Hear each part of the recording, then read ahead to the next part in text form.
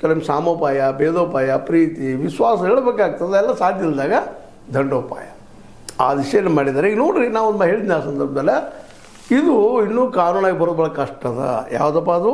ಈಗ ಕರ್ನಾಟಕ ದ್ವೇಷ ಭಾಷಣ ಮತ್ತು ದ್ವೇಷ ಅಪರಾಧಗಳ ಪ್ರತಿಬಂಧಕ ಮಸೂದೆ 2025 ಎರಡೂ ಕಡೆ ಅಂಗೀಕೃತ ಆಗಿದೆ, ಕೆಳಮನೆ ಮತ್ತು ಮೇಲ್ಮನೆ. ಸ್ವತಂತ್ರವಾದ ಮೀಡಿಯಾಗೆ ಬೇಕಾಗಿರುವುದು ಸ್ವತಂತ್ರ ಧ್ವನಿ. ಆ ಸ್ವತಂತ್ರ ಧ್ವನಿ ಉಳಿಸಲು ನೀವು ಮಾಡಬೇಕಾದದ್ದು ಇಷ್ಟೇ. ಅದೇನಪ್ಪಾ ಅಂತಂತಂದ್ರೆ, ನಿಮ್ಮ ಕೈಲಾದಷ್ಟು ಸಹಾಯ ಈ ಚಾನಲ್ಗೆ ಮಾಡಿ ಹಾಗೂ ನಿಮ್ಮ ಧ್ವನಿಯನ್ನು ಕಾಪಾಡಿಕೊಳ್ಳಿ. ಅದಕ್ಕೆ ಅವ್ರು ಹರಿದು ಹೋಗೋದ್ರ ಬಗ್ಗೆ ಏನು ತಪ್ಪಿಲ್ಲ, ಇರೋದು ಬೇಕ್ರಿ, ತಪ್ಪಂತ ಹೇಳೋದಿಲ್ಲ.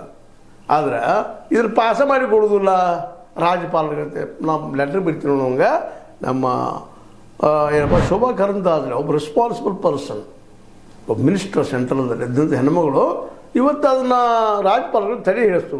ಯಾಕ್ರಿ ಇಂಥ ತಪ್ಪುಗಳು? ಇದಕ್ಕೆ ತಿಕ್ಕಾಟ ಹತ್ತಿದ್ರೆ ರಾಜ್ಯಪಾಲರಿಗೆ ಮತ್ತು ಮುಖ್ಯಮಂತ್ರಿಗೆ, ಆಡಳಿತಾರೂಢ ಪಕ್ಷಕ್ಕೆ, ಅವ್ರಿಗೆ ಹತ್ತದ ಎಲ್ಲ ಕಡೆ ನಡೆದು. ಇದು ಬಿ ಜೆ ಪಿಯ ಕೃಪಾಪೋಷಿತ ರಾಜ್ಯಪಾಲರು ಇರ್ತಾರೆ, ಆ ಪಕ್ಷಕ್ಕೆ ಸಂಬಂಧಿಸಿದವರು. ಅವ್ರು ಹೇಳಿದಂಗೆ ಕೇಳ್ತಾರೆ ರಾಜ್ಯಪಾಲರು. ಅದನ್ನು ಅಂಕಿಸಾಗದ ಮತ್ತು ರಾಷ್ಟ್ರಪತಿ ಕಳಿಸಿದ್ರೆ ಸಲಹೆ ಕೊಡ್ತಾ ಇದ್ದೀರಿ. ಹೌದು, ನಿಮ್ಮಲ್ಲಿ ಅಧಿಕಾರದ ಮಾಡ್ತಿದ್ರಿ, ಇದನ್ನು ಸಲಹೆ ಓಪನ್ ಆಗಿ ಕೊಡಬಾರ್ದು ರೀ, ಇದು ಗುಪ್ತಾಗಿ ಮಾಡಬೇಕಾದ್ರೆ.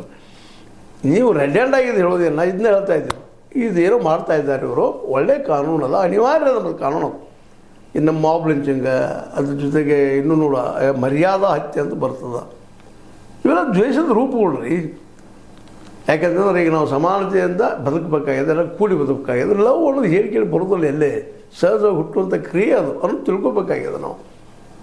ಯಾಕಂತಂದ್ರೆ ಇನ್ನು ನಾವು ಅದನ್ನು ಬೆಳೆಸ್ಕೊಂಡು ಹೋದ್ರೆ